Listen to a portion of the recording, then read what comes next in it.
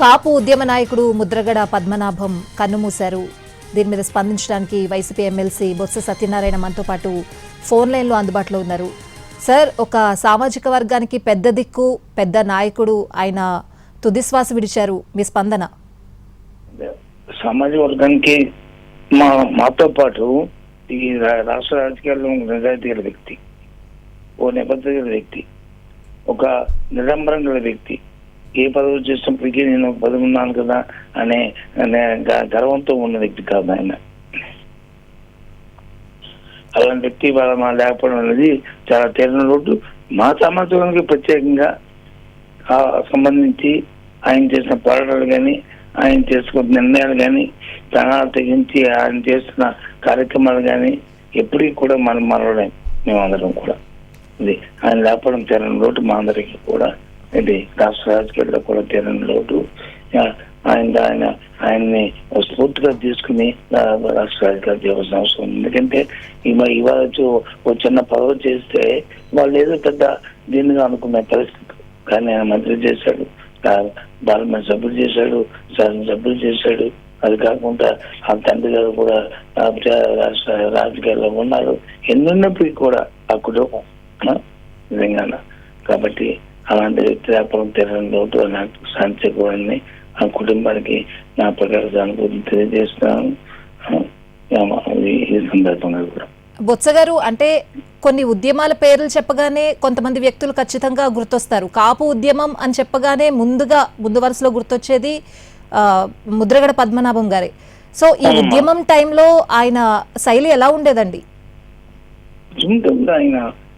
ఆయన ఉద్యమ నాయకుడికి కొన్ని ఒక రోజు ఒక జ్ఞాపకం వచ్చింది. మీరు రకం ఒక దగ్గర మేము అందరం కలిసినప్పుడు ఏంటి మీరు కాబట్టి నిర్ణయాలు తీసుకున్నారు, అదే మాట్లాడకుండా తీసుకోవడం కష్టమని తీసుకోలేమన్నాను. ఏంటి చదువుకోవడం అన్నారు.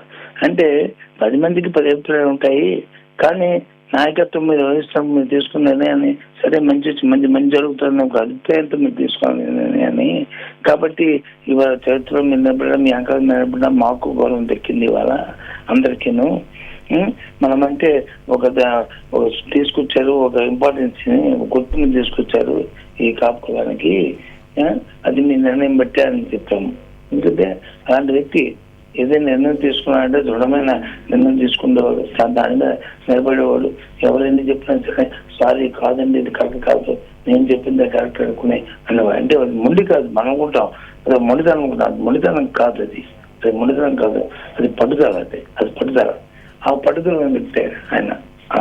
అలాంటి అది సరే రోజు ఇప్పుడున్న రాజకీయాలకు వచ్చి ఆ పరిస్థితులను ఆయన ఉండొచ్చు, ఆయన ఎవరైనా ఏమైనా అనుకోవచ్చు, ఏమైనా సరే ఆయన మాత్రం మా అందరికీ కూడా ఒక ఆరాధ్యంగా ఆయన పేరు చెప్పుకుని గర్వంగా మేము నిలబడే రోజు మా దిక్కులోను.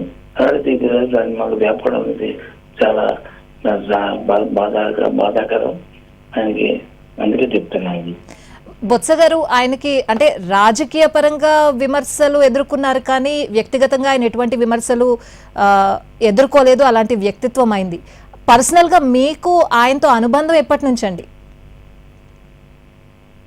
అంటే ఆయన రాజకీయాల్లో ఉన్నారు కదా, ప్రధాన గారు ఎప్పుడు ఆయన పార్లమెంట్ మెంబర్ ఉన్నప్పుడు నేను పార్లమెంట్ మెంబర్ అని,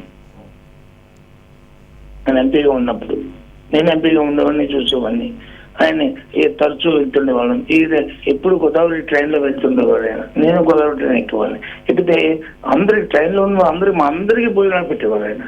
అదేంటి సార్ భోజనాలు పెట్టినా తీసుకొస్తున్నారంటే, సత్యబాబు గారు ఎంతకన్నా మనం ఏం చేయగలం, అది ఇదే కదా, రండి భోంచండి అతని అని చెప్పి నేను పిలిచి తీసుకొచ్చారు. దాంతోపాటు ఆయన దగ్గరికి ఎప్పుడైనా కూర్చున్నా ఏం చేసినా ఎప్పుడు కూడా ఈ కులానికి ఏదో చేయాలి, ఏదో మేలు చేయాలి, ఏదో సాధించాలని చెప్పుకునే ఉండేవారు ఆయన. ఆయన చేసిన పొట్టుపల్లి చూస్తే, ఈ కాలంలో పొట్టుపల్లి చూస్తే అంత ఎన్నో పెద్ద పొట్టుపల్లి చేసిన ఆయన ఏమి డబ్బులు ఆశించే మనిషి కాదు ఆయన. ఎప్పుడు కూడా ఎదురుబడి సాయం చేయాలి, ఎదురుబడి గుర్తుంచుకోవాలి, ఎదురుబడి మాట్లాడాలని తత్వం ఉన్న మనిషి ఆయన. ఆయనతో నాకు అప్పుడు 99 నుంచి నేను పార్లమెంట్ మెంబర్ ఉన్నప్పటి నుంచి పరిచయం ఆయనతో నాకు బాగా. అంతకుముందు కూడా తెలుసు, కానీ బాగా ఆయనతో ఎక్కువ పరిచయం నాకు 99 నేను పార్లమెంట్ మెంబర్ అయిన తర్వాత. అంటే బొత్స గారు గత కొన్ని నెలలుగా కూడా ఆయన యాక్టివ్ గానే ఉన్నారు. లేఖలు రాయడం, అంటే మీతో సంప్రదింపులు జరపడం, అంటే పార్టీ నేతలతో సంప్రదింపులు జరపడం, మాట్లాడడం, ఇదంతా యాక్టివ్ గానే ఉన్నారు. కానీ సడన్ గా ఇట్లా అనేది, ఆయన హెల్త్ కండిషన్ గురించి తెలుసా అండి? ఎంత కండిషన్ యాక్టివ్ గా ఉండడానికి ఆయన ప్రయత్నం చేస్తూ ఉంటే ముందు ఏంటంటే మనసు బాగుని ఆలోచన బాగుంటే ఆటోమేటిక్ గా హెల్త్ కూడా కొంచెం ఇంప్రూవ్ అవడానికి అవకాశం ఉంటుంది. ఒక సంవత్సరం 2 సంవత్సరాలు బట్టి ఆయన హెల్త్ డికేట్ అవుతుంది అనేది మా అందరికి తెలుసు. నేను కూడా మాట్లాడాను, వద్దు మా బ్రహ్మ గారు మీటింగ్ రావద్దని నేను చాలా చెప్తాను. లేకపోతే ఏముండదండి, మనం వస్తే అందరితో పాటు మీ అందరితో కలిసి ఉంటే చాలు, అదే బాగుంటుంది, ఆనందంగా అంటే దీనికే ఉంది, ఎప్పుడో తప్పదు కదా ఇది అంటుంటారు. ఎప్పుడు మాకు అందరికి తెలుసు, 2 సంవత్సరాలు బట్టి ఆయనకి హెల్త్ బాగాలేదన్న విషయం అందరికి తెలుసు. మీ అందరం కూడా ఆయన జాగ్రత్త తీసుకున్నాము. ఒక కంటితో ఆయన అబ్జర్వ్ చేస్తూనే ఉండేవారు. అది ఇప్పుడు కుమారులతో ఎవరైతే గిరితో కానీ బాలతో కానీ ఎప్పటికప్పుడు మాట్లాడుకుంటే ఉన్నాను అది అడుగుతున్నారు. రైట్ బొత్స గారు, ధన్యవాదాలండి. ఫోన్ లైన్లోకి అందుబాటులోకి వచ్చి మీ స్పందన, ఆయనతో ఉన్న మీ అనుబంధాన్ని గుర్తు చేసుకున్నందుకు ధన్యవాదాలండి.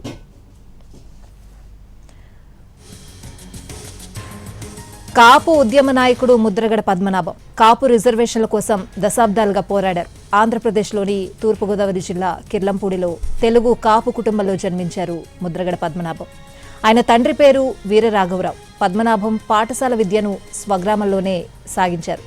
ముద్రగడది రాజకీయ కుటుంబం. ముద్రగడ తాత పద్మనాభం మున్సబ్. తండ్రి వీరరాఘవరావు రాజకీయాల్లో యాక్టివ్గా పనిచేశారు. తండ్రి వీరరాఘవరావు 1962, 1967లో 2 సార్లు ప్రతిపాడులో స్వతంత్ర ఎమ్మెల్యేగా ఎన్నికయ్యారు. మాజీ భారత రాష్ట్రపతి నీలం సంజీవరెడ్డికి అభిమాన పాత్రుడైన ముద్రగడ వీరరాఘవరావు 1977లో చనిపోయారు. అప్పుడే పాలిటిక్స్లోకి రావాలని నీలం సంజీవరెడ్డి ముద్రగడ పద్మనాభంకు సూచించారు. నీలం సంజీవరెడ్డి పిలుపు మేరకు ముద్రగడ పద్మనాభం రాజకీయ ప్రస్థానం మొదలైంది.